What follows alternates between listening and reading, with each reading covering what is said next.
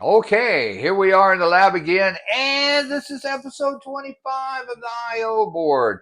And this is probably the last video on the build anyway. It might pop up later in future videos, but as far as building the I/O board, the project is almost complete. The only thing left is one more PCB revision to take care of the jumper I had to put on because I messed up on the direction of the data bus buffer. And then the discontinued flash package has to get in the revision. The new package has to get in the revision, and that's minor. So IO board 1.0 is complete. We just have to, in this video, we will finish testing the hardware, and it won't be an exhaustive test. We're just going to test the functionality of the board to make sure that everything works. We tested the flash in the last video somewhat, just read, write, and erase. But we're going to copy some data into the flash in this video and read it back. And then we're going to have to test the analog switch. And we're going to do some DAC testing just for fun. Just push it a little bit farther. And so is what we're going to do on that is we're going to do two tests with the DAC, because we can take the output of the DAC, we can loop it into the ADC input. So that way we can generate a waveform with the DAC, read it with the ADC, and display a graphical representation onto the display depending on what we're generating. So we're going to do that. And then we have to do the analog switch. So we will run a voltage into the analog switch, and we will switch it into the voltage dividers and read out what we get on the ADC and do a graphical representation of that too. And that's kind of like the way a digital multimeter works, by switching the different the scales. So, and then we've already pretty much tested the analog, the digital load switching with the fan. So we'll do that again, but we'll just combine it with the ADC to switch the fan on at a certain voltage. And just to do a little example of how it can be used. And we know that it works. And then we'll do one more NTSC video. We'll just go take it up just a little notch, a little bit higher. Nothing big. I cleaned up the video quality a little bit. And just for fun, you know.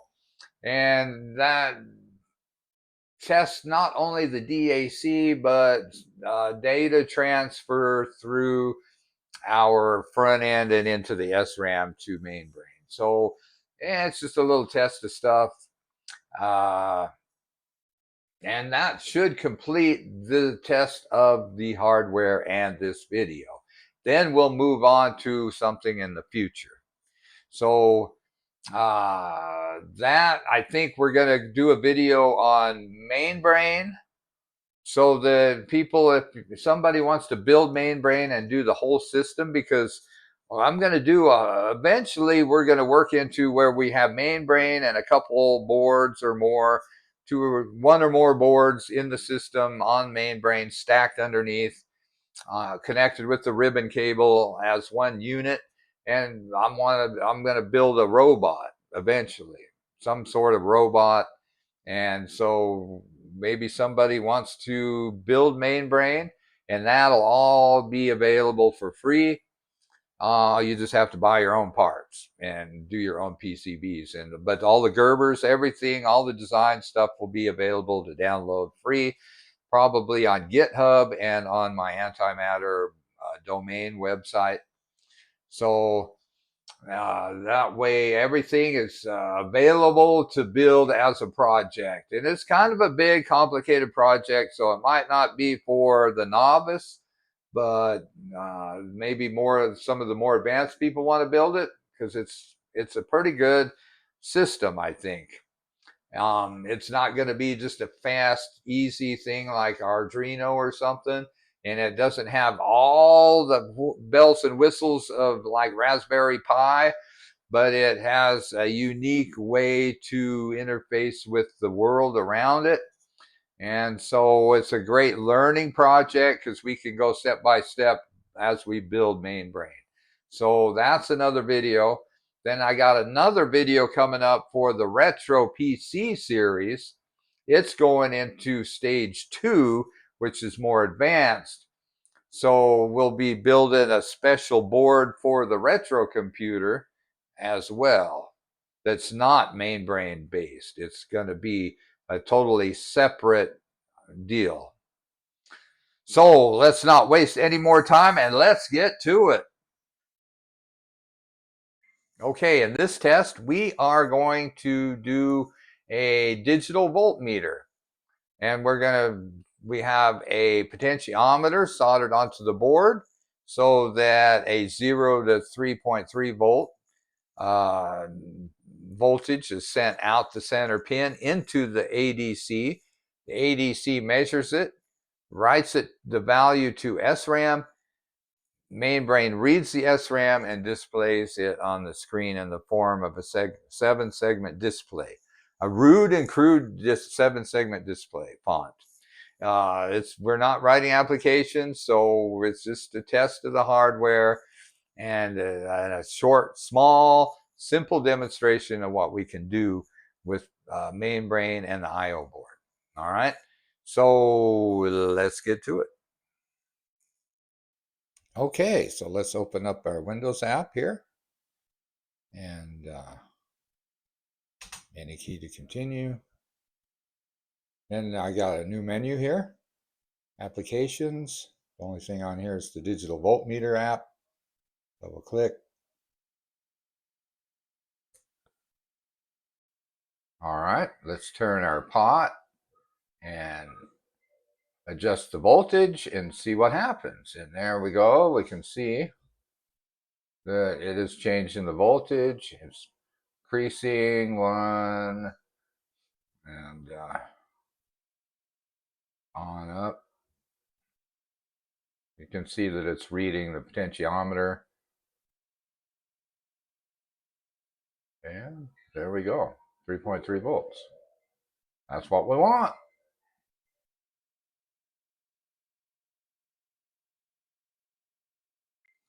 Okay, so in our next test is what we're going to do is we are going to use the DAC to generate a sine wave. And then we're going to send that output of the DAC into the input of the ADC. We're going to read it and we're going to send it into the SRAM. And then MainBrain's going to read the SRAM and get the data and display it on the screen as it gets it voltage wise. So it should show a sine wave on the display. Now, filming a display is always hard. So it looks a little bit better in real life, but it still looks pretty good. And we're just doing a test. We're not writing apps and making it all technical and beautiful. We're just doing a down and dirty test of our hardware and just trying to find the limits. So let's jump over there and see what we can do. Okay, let's go to our Windows application and any key to continue. And we got to go to utilities first, peripheral commands, and we got to set up our DAC, board address 2. We're going to send out a sine wave. Double click.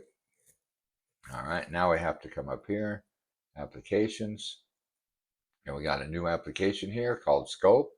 So we'll double click on that, and there we go. we have somewhat of a representation of a sine wave.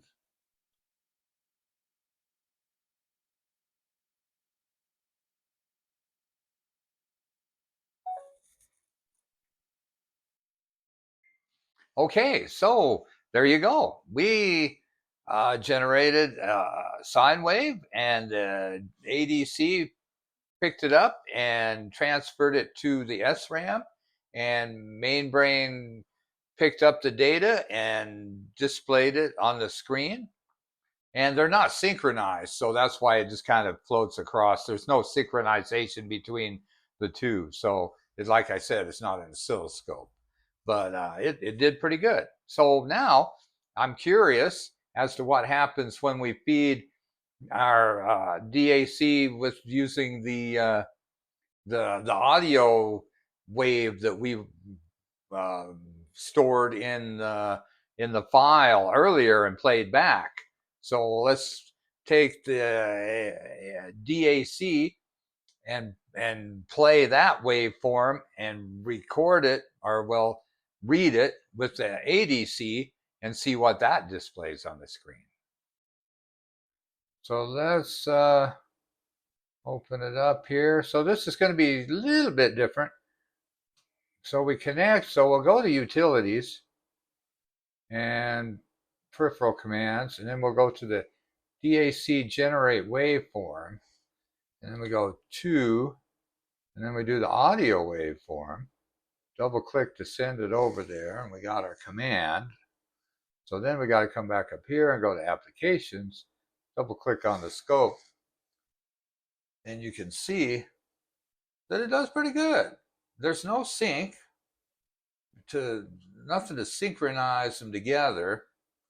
That's why it kind of floats across the screen, but it does pretty good. I mean, that's showing that the ADC is moving around pretty fast to catch all those data points like that. So that's pretty good. So we've seen before in the previous videos that we could put a square on the old tube TV with using the DAC to generate an NTSC composite video signal. So I was thinking, that's good, when it was kind of shaky. And so I decided to clean up the timing a little bit and sharpen it up a little bit. And then I was thinking, well, what can I do? We're using one module of this microcontroller, the DAC, to send the signal out. So let's try to do something at the same time. Let's see how much we can do. We have a fairly powerful microcontroller, so let's utilize it to do something a little more real world. Not that NTSC is kind of real world anymore, but it's a good example. I mean, because it's a challenging signal to generate, and it proves that your DAC is fast enough to generate video. And I mean, there was a time I remember where we dreamed of things that would do that. Like we dreamed of an ADC that could just grab some composite video and store it into memory.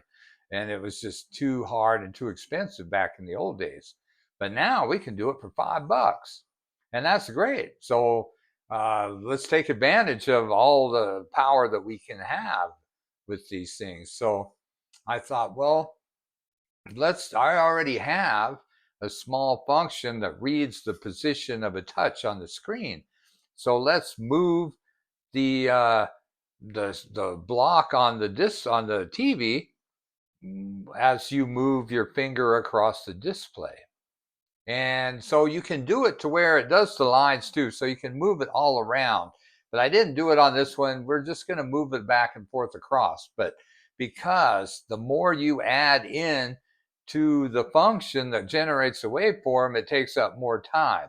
So then you have to go back and subtract time off of the waveforms of the vertical sync and the horizontal sync so that your video line is still within the specification.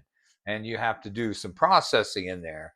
And so I got it going across the screen, and if I go any farther by making it go up and down on the screen, it's going to take a lot of more time and work, and it's not really worth it because, I mean, it's just a test. So the moving the block across the screen shows that we can generate a high speed signal like a composite video signal, and at the same time we can read some position data from the SRAM that MainBrain is constantly putting in there.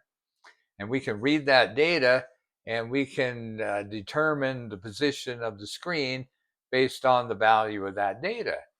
And that's a pretty good feat for just a little $5 microcontroller. So, and we don't have a lot of like image processing or anything that we have to do. It's a pretty simple setup. So let's check it out. Okay, let's open the app up. And you keep it continue. Utilities, peripheral commands, DAC generate waveform, forward address 2, check composite video.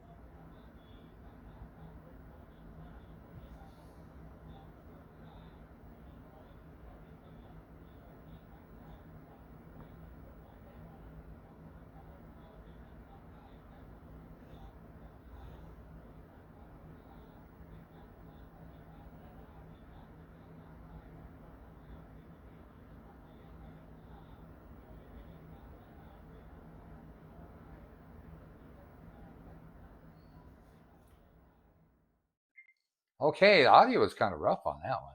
Have to look into that. Okay, but we got the square to move across the screen by moving our finger across the display. So it's the way it works is MainBrain has, when you touch the screen, MainBrain gets an interrupt. The screen sends an interrupt to MainBrain. And so it just reads the position, stores it in some global variables. It just keeps doing that. And anytime your finger's on the screen. And so it can do multiple touch too. So you can like how you do on your phone. But so it generates an interrupt, puts it in the variables. Then MainBrain can read those variables at will whenever it needs to, which it takes that data, writes it to a position in the SRAM, and then the I/O board microcontroller reads that position in SRAM every time the video line comes around to display in that section of video lines, and then makes a delay, a calculation of the position, and converts it to a delay, and then that's how it pushes it across the screen. It just changes the position of the horizontal video information, and the delay. It just changes the pulse width and the delay. Actually, the pulse width is the size of the square, the width of the square. The number of lines is the height of the square. And then the delay of when you write that pulse up, because you can do it in, there's a window that you can do it in. The video line, actual video line is the window. And then so the longer you wait to send that pulse, then the farther to the right it goes on the screen. So that's all we're doing. We're just moving a whole bunch of data around and doing some calculations really fast. And so there's probably could push it a little bit farther, but that's a good test. That's testing the DAC. It's testing the circuitry on the board, sending it out. The actual physical traces are not too noisy. It's testing the transfer of data from the I/O board to MainBrain, and it's testing the data from MainBrain to the I/O board. And so it looks like we're moving along pretty good speed. I don't think it's quite my goal of 1 megabytes per second, but we're getting there. And the front end seems to be working real well. So I think our tests are a success so far. It's a really good project, I think. Okay, so we're going to go back to the setup we had for the digital multimeter test. And we are going to turn on, we're going to combine that test with the switching of the digital outputs, the load switching outputs that we have. So what we're going to do is we're going to turn on one of those outputs, the fan will be the load the same as before, and we'll turn on the fan when a certain voltage level is reached, and then anytime the voltage level is above that, the fan's on. Anytime the voltage level is below it, the fan will get turned off. So let's see how it works. Okay, let's open up our Windows app. Press any key to connect. Applications, digital voltmeter. So our threshold is set for 1.53 volts.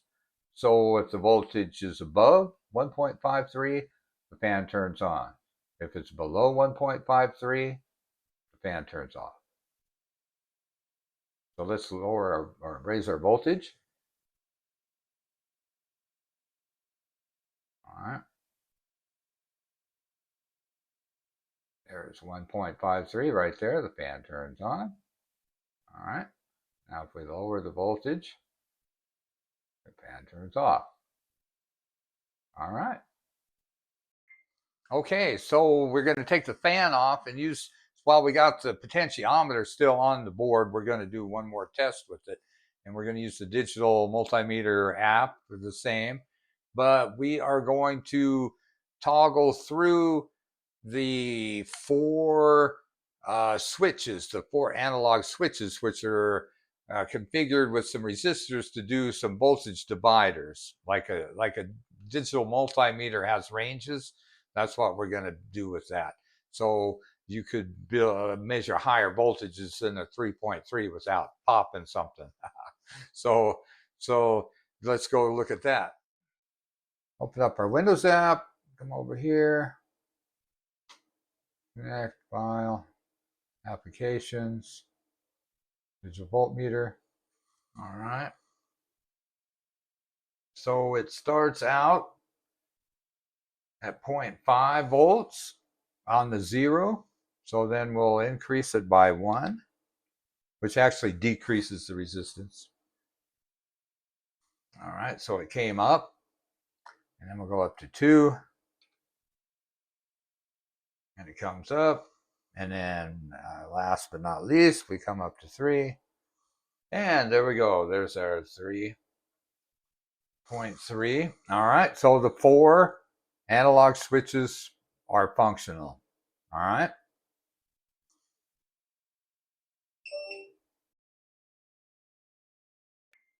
Okay, so for the next test, we're going to test the flash that we can write to a block.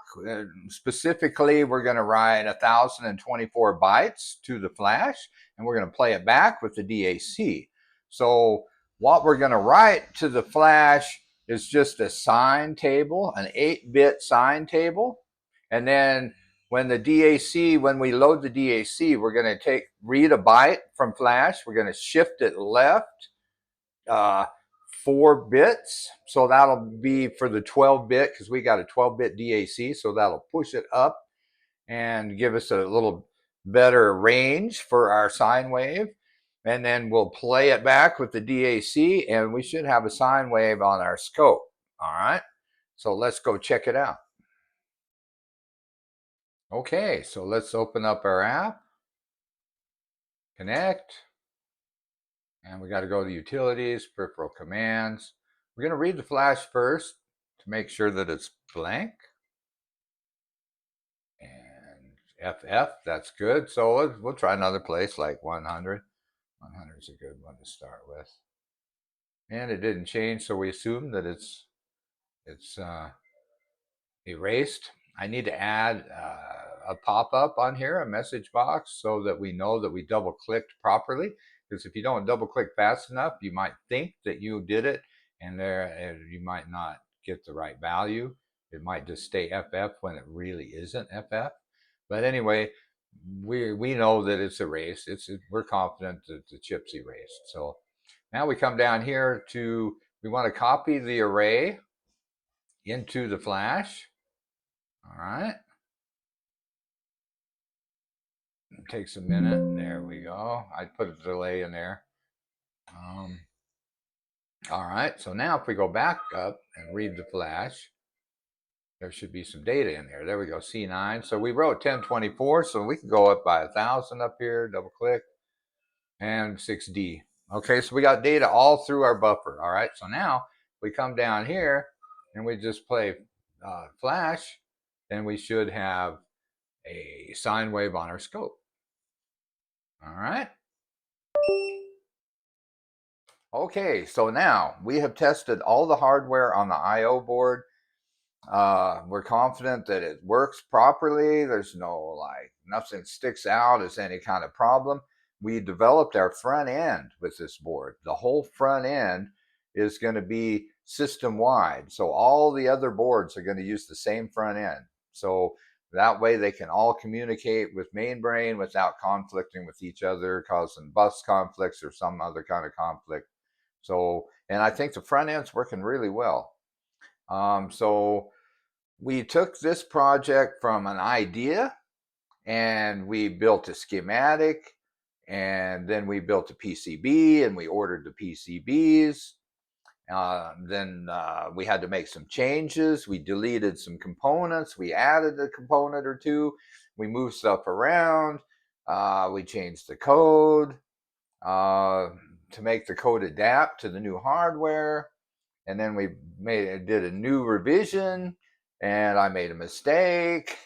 And then the flash package was deprecated by the manufacturer. So there'll be one more rev for the I/O board, but we are done for now. For this video series, this completes this video series, and we are done.